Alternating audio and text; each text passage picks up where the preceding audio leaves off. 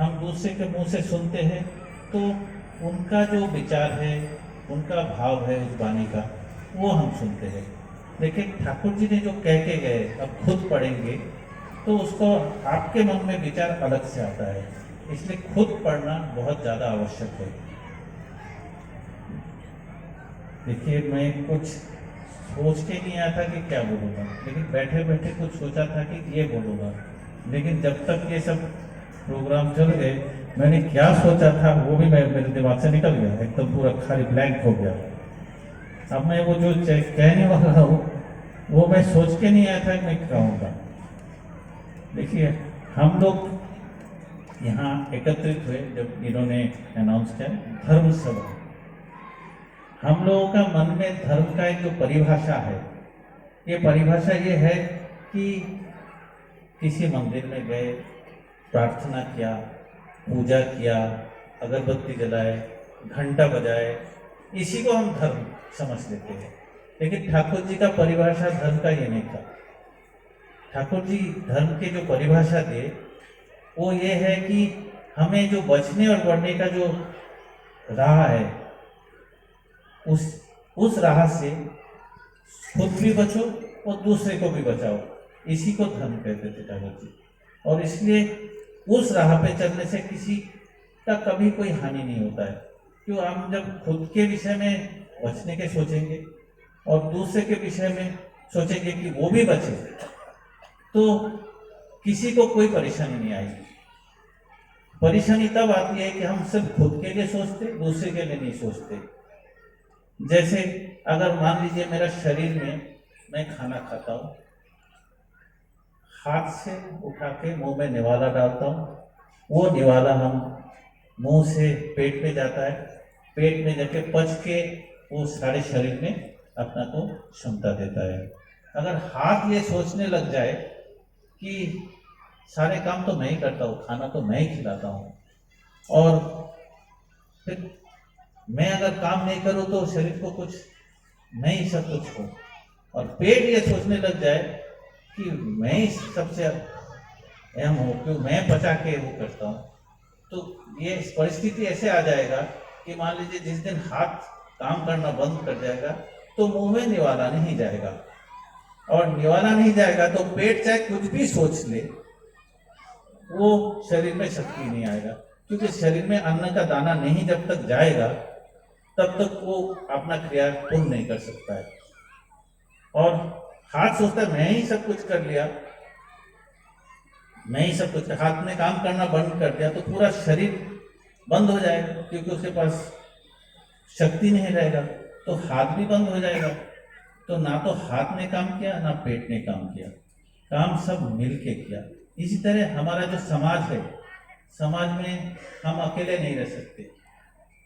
किसी को अगर सजा देना है ना, किसी को बहुत मुश्किल सजा देना है, उसको बोलो कि किसी से नहीं मिलेगा, किसी से बात नहीं करेगा, कोई तुझसे बात नहीं करेगा, उससे बड़ा सजा किसी के पास नहीं होगा।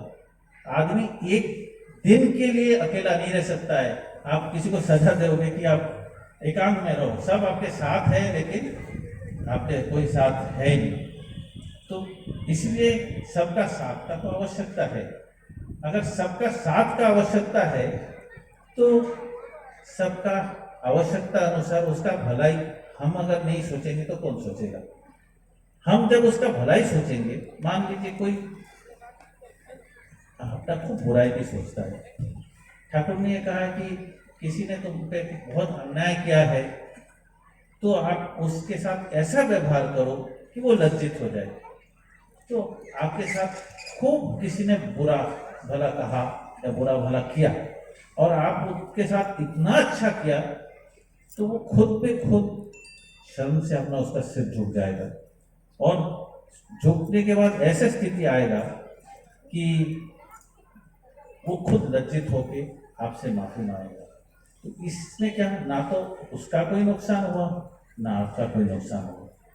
तो इसलिए ठाकुर का जो फिलॉसफी है ये इसी युग के लिए है, कि हमारा जो परिस्थिति दिन ब दिन ऐसे होता है कि भेद का सृष्टि ज्यादा होता है। क्योंकि सब लोग आत्म केंद्रित हो रहा है, खुद सेल्फ सेंटर्ड हो रहा है। धीरे धीरे करके ये सेल्फ सेंटर्ड इस हाल तक पहुंच गया है कि वो खुद के अलावा, खुद का विचार के अलावा किसी और के बारे में सोचना ही बंद कर दिया, और इसी से सारे समस्या का उत्पन्न हो रहा है। अगर ये हट जाए और हम सबके विषय में सोचने लग जाए तो काफी हद तक सब कुछ हो जाएगा। देखिए, अब बात आती है कि ठाकुर के आदर्श पकड़ के चलने से क्या होगा। मैं 3 घटना बताता हूं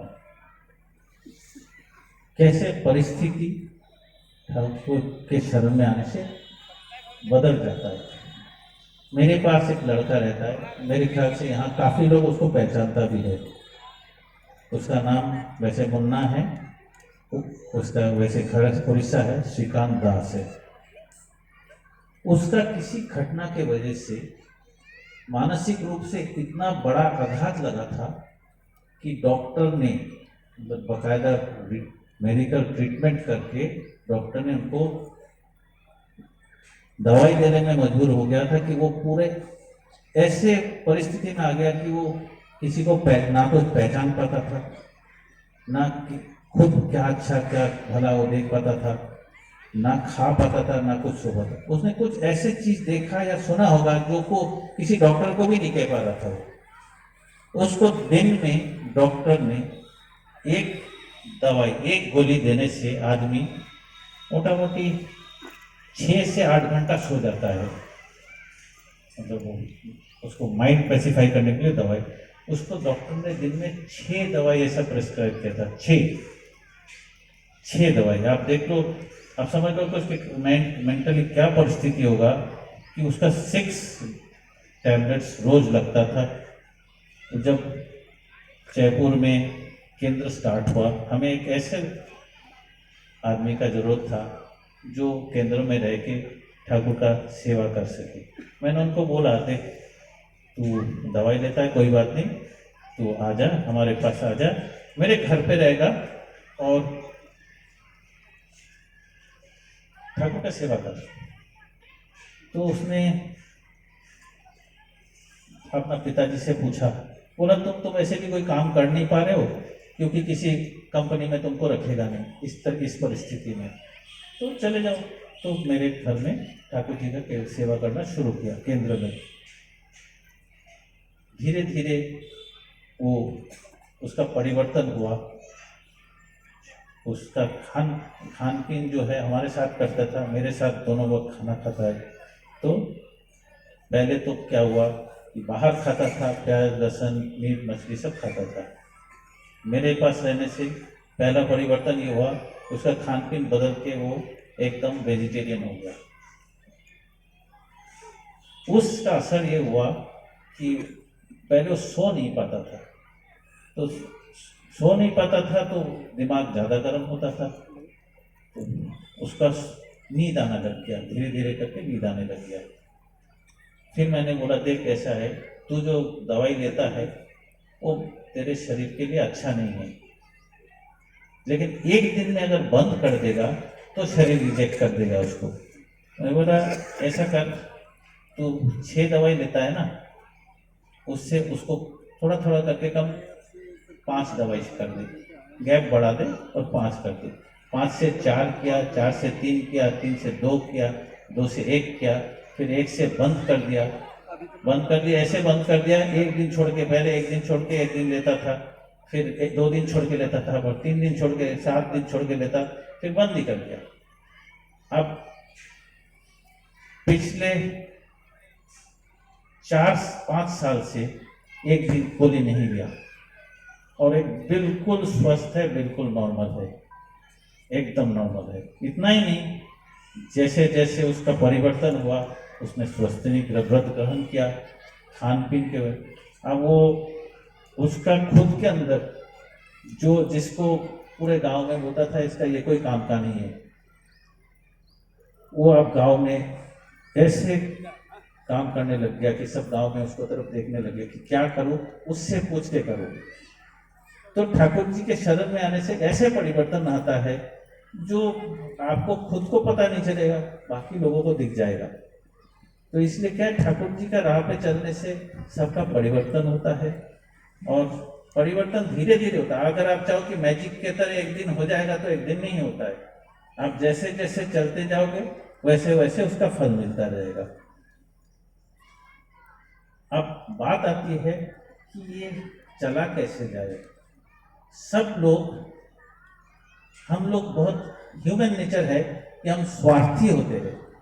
बोलेंगे मंदिर जाएंगे, भगवान जी ये कर दो, 1.25 रुपए का लड्डू चढ़ाऊंगा या 2 अगरबत्ती जलाऊंगा, एक दिन व्रत रखूंगा। तो ये अपना स्वार्थ के साथ हमने ठाकुर जी का कर्म को जोड़ दिया। जब तक हम निस्वार्थ होके अपना कर्म को ठाकुर जी के साथ जोड़ेंगे, तब तक उसका फल नहीं मिलता है। उसका एक उदाहरण दे रहा हूँ, ये भी लाइव एग्जांपल दे रहा हूँ। हमारे गुरु माँ थे, उनका लड़का मनीष, पूरा नाम नहीं बता रहा, उनको मेरे माध्यम से उनका दीक्षा हुआ था, लेकिन उसका माँ उनको बोलते थे सत्संग में आ जा। तो उसको सत्संग में आना पसंद नहीं होता। बोलता क्या करूँगा, मेरे उम्र का कोई नहीं, आप लोग बस भजन कीर्तन करते हो, आ जाते हो, मेरे को अच्छा नहीं लगता है। तो शुरू शुरू में बोलता तो ठीक है, तू प्रार्थना करके मेरे को छोड़ के प्रार्थना करके चला जाना। तो एक आध बार आया, फिर वो प्रार्थना करने में नहीं आता था। 12वीं पास किया। पास करते करते सब लोगों को इच्छा होता है कि मैं मेडिकल एंट्रेंस दूंगा, इंजीनियरिंग एंट्रेंस दूंगा, मेरा अच्छे जगह सिलेक्शन होगा। तो वो इंजीनियरिंग का तैयारी कर रहा था और कुल 46 फॉर्म